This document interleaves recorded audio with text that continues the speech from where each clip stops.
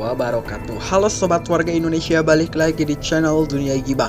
Kali ini Mimin Gibah akan membahas tentang Gunung Lawu. Apa sih yang terdapat pada Gunung Lawu? Sejarah, legenda, ataupun juga misteri.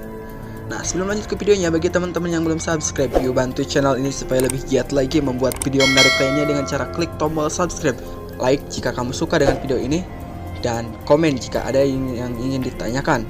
Jangan lupa hidupkan notifikasi loncengnya supaya tidak ketinggalan update video terbaru dari kami. Sejarah Gunung Lawu. Apa sih yang pertama kali terlintas saat mendengar kata Gunung Lawu? Ya, Gunung Lawu adalah gunung yang sangat populer untuk kegiatan pendakian. Namun tak hanya pendakian saja, ziarah juga dilakukan dengan mendaki hingga ke puncak setiap malam satu syura. Gunung Lawu memiliki ketinggian 3.265 meter di atas permukaan laut yang terletak di Pulau Jawa, tepatnya di perbatasan Provinsi Jawa Tengah dan juga Jawa Timur, yang terletak di antara 3 kabupaten, yaitu Kabupaten Karanganyar, Jawa Tengah, Kabupaten Ngawi, dan Kabupaten Magetan, Jawa Timur.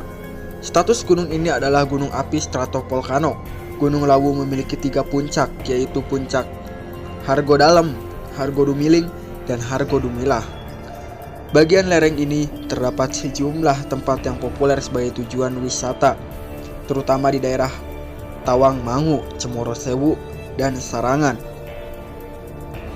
Di sisi barat terdapat 2 komplek percandian dari masa akhir Majapahit, yaitu Candi Syukuh dan Candi Ceto. Di kaki gunung ini juga terletak komplek pemakaman kerabat Praja Mangkunagaran, Astana Girilayu, dan Astana Mangadeg. Di dekat komplek ini terletak Astana Giribangun, mausoleum untuk keluarga Presiden kedua Indonesia, yaitu Bapak Soeharto.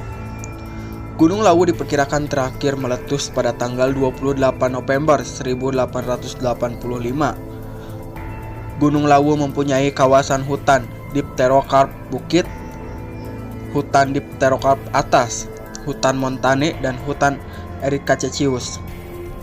Gunung Lawu adalah sumber inspirasi dari nama kereta api Argo Lawu, kereta api eksekutif yang melayani Solo Balapan Gambir. Legenda Gunung Lawu. Cerita dimulai dari masa akhir kerajaan Majapahit sekitar 1400 Masehi. Pada masa pemerintahan Sinuwun Bumi Nata Brawijaya Ingkang Jumeneng Kaping 5 Pamungkas. 2 istrinya yang terkenal ialah Dara Petak Putri dari daratan Tiongkok dan Dara Jingga. Dari istrinya yang bernama Dara Petak lahirlah putra Raden Patah, dan dari istrinya yang bernama Dara Jingga lahirlah putra Pangeran Katong. Raden Patah setelah dewasa beragama Islam, berbeda dengan ayahandanya yang beragama Buddha, dan bersamaan dengan pudarnya Majapahit, Raden Patah mendirikan kerajaan Demak dengan pusatnya di Gelagahwangi atau alun-alun Demak.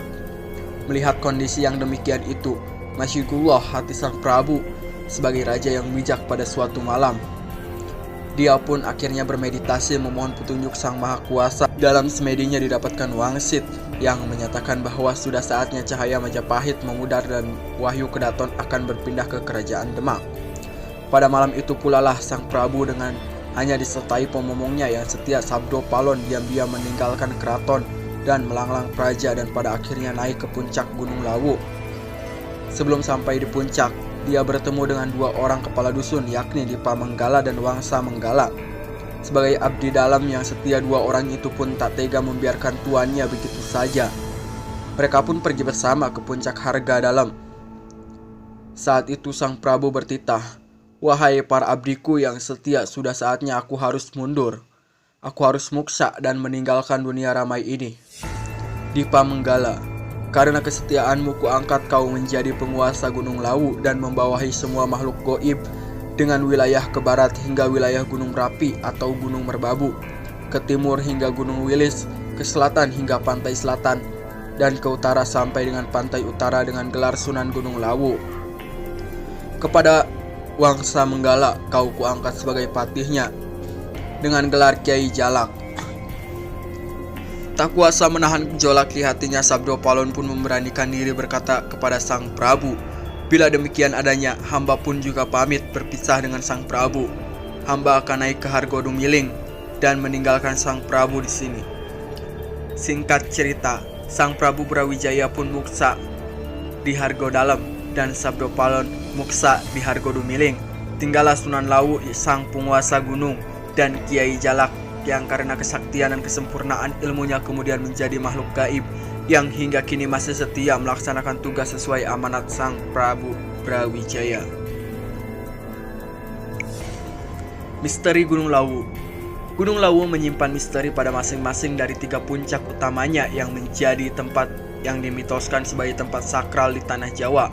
Hargo Dalem diyakini sebagai tempat pamoksan Prabu Brawijaya Pamungkas.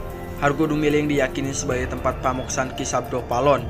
Dan Hargo Dumilah merupakan tempat yang penuh misteri yang sering dipergunakan sebagai ajang menjadi kemampuan olah batin dan meditasi.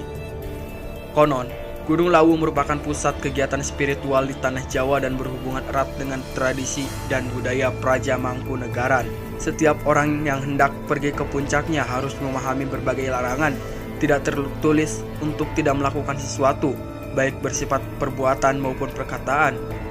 Bila pantangan itu dilanggar, si pelaku diyakini bakal bernasib naas. Tempat-tempat lain yang diyakini misterius oleh penduduk setempat yakni Sendang Intan, Sendang Derajat, Sendang Panguripan, Sumur Jalatunda, Kawah Candra di Muka, Repat Kepanasan atau Cakra Surya, dan Pringgodani. Kehadiran pasar setan di Gunung Lawu menjadi pembicaraan hangat di kalangan para pendaki. Banyak para pendaki yang pernah mendengar suara bising seperti berada di pasar, bahkan tidak jarang terdengar orang-orang yang menawarkan dagangan. Saat melakukan pendakian di Gunung Lawu, menurut kepercayaan masyarakat sekitar, apabila Anda mendengar suara bising di atas Gunung Lawu, sebaiknya buanglah salah satu barang yang Anda punya, sebagaimana orang yang sedang melakukan transaksi barter.